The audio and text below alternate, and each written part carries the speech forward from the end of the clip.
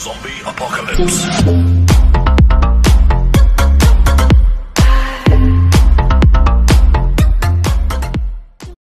अस्सलामुअलैकुम स्टूडेंट्स, आज का जो हमारा टॉपिक है वो इलेक्ट्रॉन्स, प्रोटॉन्स एंड न्यूट्रॉन्स के बारे में है कि कौन कौन से साइंटिस्ट ने इसके बारे में, इनके बारे में थ्योरी पेश की, एक्सपेरिमेंट पेश किया और उनके बारे में बाकायदा बताया। टॉपिक स्टार्ट करने से पहले मैं जिन स्टूडेंट्स ने मेरा चैनल सब्सक्राइब नहीं किया, सबसे पहले वो मेरा चैनल सब्सक्राइब करें ताकि एजुकेशन से रिलेटेड मेरी कोई भी वीडियो इजीली आप तक आ पहुँचे।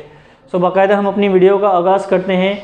इलेक्ट्रॉन्स के बारे में सबसे पहले थ्योरी पेश करने वाले जो साइंटिस्ट थे उनका नाम था जे थॉमसन।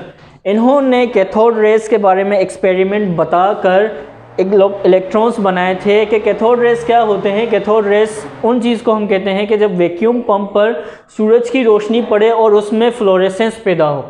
फ्लोरेसेंस हम किस चीज़ को कहते हैं कि जब सात किस्म के कलर्स जब उसमें पैदा हुए तो उन्होंने इलेक्ट्रॉन्स बनाना स्टार्ट किए।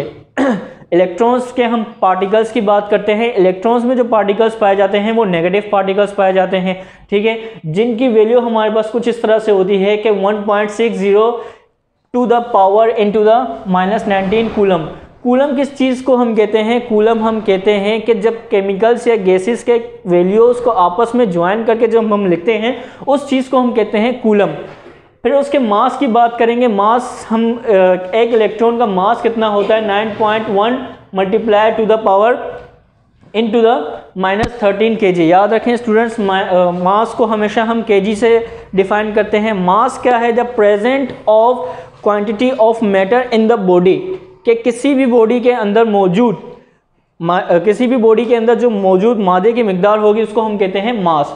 नेक्स्ट हमारे पास है प्रोटॉन। प्रोटॉन के बारे में जो सबसे पहले जिसने देखा था उस साइंटिस्ट का नाम था गोल्डस्टीन, लेकिन सही से जो डिफाइन करने वाले साइंटिस्ट थे उनका नाम था जॉन रदरफोर्ड।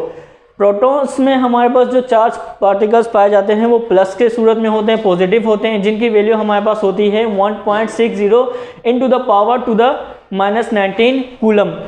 प्रोटॉन्स की वैल्यू और इलेक्ट्रॉन्स की वैल्यू सेम होती है, लेकिन फ़र्क सिर्फ इतना होता है कि इनमें चार्जेस का फ़र्क होता है कि इलेक्ट्रॉन में नेगेटिव चार्जेस पाए जाते हैं और प्रोटॉन्स में पॉजिटिव चार्जेस पाए जाते हैं। जिसका मास हमारे पास प्रोटॉन कितना होता है? प्रोटॉन का मास हमारे पास कितना होता है? 1.67 power to the multiply power to the 10 की पावर -27 kg। और याद रखें कि एक प्रोटॉन जो वज़न रखता है हमारे पास 1836, एक प्रोटॉन जो है इलेक्ट्रॉन्स के 1806 के बराबर होता है।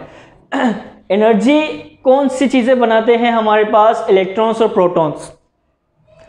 एनर्जी जो हमारे पास पैदा होती है, जो एनर्जी को बनाने वाली जो मेन चीज़ें जो होती है वो हमारे पास दो ये चीज़ें होती हैं कि इलेक्ट्रॉन्स और प्रोटॉन्स को जब आपस में मिला के बनाते हैं तो उससे हमारे पास एनर्जी पैदा होती है। न्यूट्रॉन्स की बात करेंगे। न्यूट्रॉन्स के बारे में जिन साइंटिस्ट ने थ्योरी पेश की थी उनका नाम था जेम्स चैडविक। इन्होंने जो है पूरी अपनी एटमिक जो ये थ्योरी पेश की थी तो उन्होंने पूरी एटमिक साइंस को हिला के रख दिया था कि न्यूट्रॉन्स में कोई चार्जेस नहीं पाए जाते, लेकिन उसके मास का जो वैल्यू होता है वो 1.6 मल्टीप्लाई टू द पावर 10 की इंटू 27 kg। याद रखें कि प्रोटॉन प्लस न्यूट्रॉन बनकर हमारे पास आता है न्यूक्लियस। न्यूक्लियस किस में बनकर आता है? एटम में। कि प्रोटॉन, न्यूट्रॉन और न्यूक्लियस इलेक्ट्रॉन्स को जब हम आपस में मिलाते हैं तो इनको मिलाने के बाद हमारे पास एटम मिलकर बनता है।